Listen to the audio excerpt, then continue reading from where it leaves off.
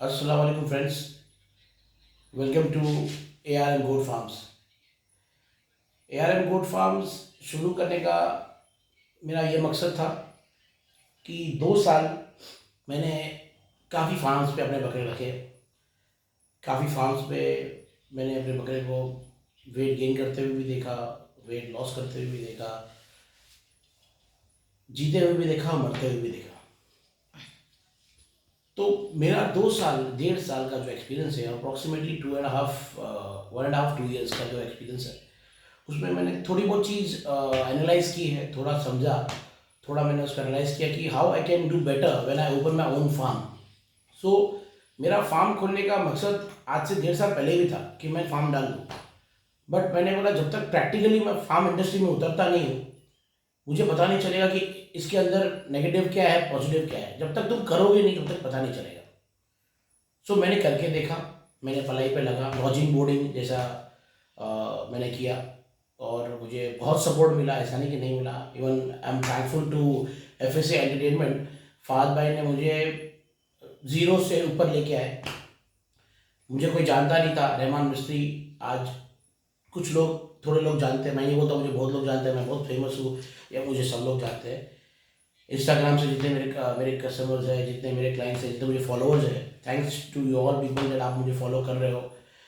But मेरा मकसद farm डालने का ये है कि मैंने जो सीखा और मैंने जो इस इंडस्ट्री में एनालाइज किया, सबसे बड़ा पॉइंट है, मैं ये एक छोटा पॉइंट डिस्कस करूँ, आगे भी मैं आपसे आप लोग से डिस्कस करूँगा कि और क्या बेटर कर सकता हूँ फार्म पे। तो एक पॉइंट मैंने एनालाइज किया हो कि जब भी कोई फार्म पे बकरा मैं पलाई पे देते हैं या बकरा साल भर पलता है, तो कभी खुदा ना खास्ता होता है कि बकरा बीमार पड़ जाता है। हर फार्म पे होता है, ऐसा नहीं कि नहीं होता है। कोई इसमें फार्म वाले की गलती नहीं है कि बकरा, वो बीमारी आती है, बीमार होता है एंड बकरा, कुछ लोग सर्वाइव कर पाते हैं बकरे, कुछ लोग नहीं कर पाते। जिसकी इम्यूनिटी स्ट्रांग रहती है वो झेल लेता है, PPR झेल लेता है, सर्दी झेल लेता है, लूज मोशन, पॉक्स, बहुत सी बीमारियाँ हैं।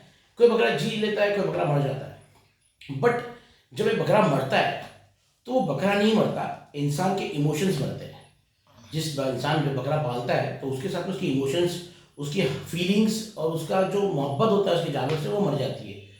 वो मैंने एक्सपीरियंस करके देखा हो। जब मेरे बकरे का भी मोर्टालिटी हुई तो मुझे भी वो अफसोस हुआ।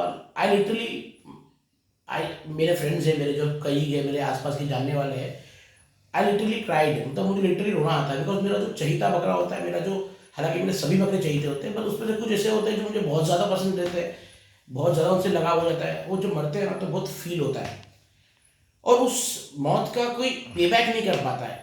बिकॉज वो कोई नहीं करता है, कोई फार्मर नहीं करता है, बिकॉज वो मौत आनी है। वो तो ज़िंदगी मौत तो अल्लाह के हाथ में है, उसमें हम कुछ नहीं कर सकते। ये एक हमारा मोटो होता है, हर फार्म वाले का मोटो है कि ज़िंदगी मौत अल्लाह के हाथ में है। अगर मर गया तो हम कुछ नहीं कर सकते। मैक्सिमम होता है कि उस पर्टिकुलर महीने की पलाई वो फार्म वाले नहीं लेते, या मैं हूँ तो मैं भी नहीं लूँगा। बट आई थिंक दैट हमें एक कदम, मैं तो नहीं चाहता कि हर फार्म है, मैं खुद एक कदम थोड़ा सा मैंने बढ़ाया हूँ। मेरे पार्टनर मोहम्मद भाई मेरे साथ में है, हमने ये जॉइंटली डिसीजन किया। जॉइंट डिसीजन में हमने ये प्लान किया है कि हम, जब बकरे की मोर्टालिटी होती है, सो उस कस्टमर्स को हम उसकी ज़िंदगी तो वापस नहीं दे सकते, उसे खुशी तो वापस नहीं दे सकते, बट एक टोकन ऑफ अप्रिसिएशन, कि भाई एक टोकन ऑफ अप्रिसिएशन है, हम उसको एनवलप में देंगे। और वो टोकन ऑफ अप्रिसिएशन, अगर हम अमाउंट एक डिसाइड हुआ है, we will be paying 11,000 rupees refund to all the client जो हमारे पास पलाई पे रखते हैं और उनका बकरे की मोर्टालिटी होती है। सो हम उनको 11,000 रुपये, भले वो 50,000 का बकरा पाले, वो 40 का पाले, वो 20 का पाले, या वो 15 का पाले, या हो सकता है 10 का पाले। बिकॉज हम 20 किलो के नीचे तो बच्चा लेंगे नहीं, मिनिमम 20 किलो का हमने स्लैब रखा है बकरा लेने का। तो हम उनको 11,000 रुपया रिफंड करेंगे। मोर्टालिटी होती है तो हम उनको 11,000 रिफंड करें। अगर उनको नहीं, उनको वो बकरा, शायद हो सकता है वो लग रहा है कि बकरा मर गया या मरने वाला है, उनको सल्ला मार के कहीं पर देना है एंड ऑल दैट, तो उनकी मर्जी। लेकिन अगर वो मर जाता है तो या तो हम उनको सल्ला मार के गरीबों में तकसीम कर देंगे, या वो बकरा हम अ, जैसा हो सकता है हम उसका करेंगे। लेकिन हम 11,000 रुपया रिफंड करने का ये अनाउंसमेंट ARM गोट फार्म्स अब कर रहा है कि बकरा मरता है तो हम उसके दुख में शामिल तो नहीं हो सकते, बट एक टोकन ऑफ अप्रिशिएशन हम दे सकते हैं कि भाई 11,000 रुपीज़ हम आपको कंट्रीब्यूट करते हैं आपके बकरे की डेथ में। सो ये एक छोटा सा इनिशिएटिव मैं चालू लिया हूँ। मुझे पता है कि शायद हो सकता है लोगों को ये गलत लगे कि भाई यार पैसा वापस क्यों दे रहा है, मरना मौत तो हाथ में है, बट ये मेरी सोच है। मुझे फील, मेरे बकरे मरे, मुझे फील हुआ, सो मैंने सोचा कि नहीं, कहीं मैं कंट्रीब्यूट करूँ।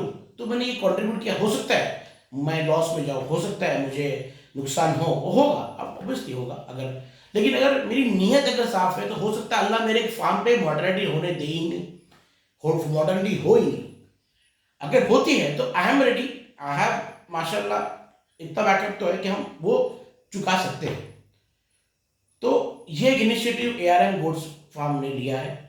तो ARM गोड फार्म को आप प्लीज़ सपोर्ट करिए, प्लीज़ फॉलो करिए, जितना हो सके हमें लोगों तक पहुंचाइए, और आप अपनी पलाई में बकरा भेज सकते हो।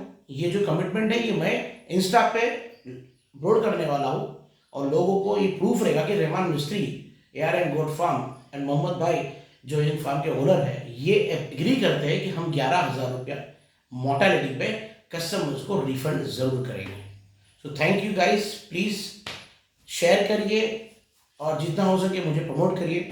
बाकी मैं सॉरी बोलना चाहूँगा फार्म इंडस्ट्री में लोगों को लिए, बिकॉज हो सकता है हो सकता है कि इनको बुरा लगे कि नहीं भाई ये रिफंड कर रहा है, बट ये मेरी सोच है, ये मेरे फार्म चलाने का तरीका है, एंड मुझे लगता है कि मुझे किसी का पैसा देने से उसका अगर दुख में थोड़ा सा कंट्रीब्यूट करूँ मैं करूँगा।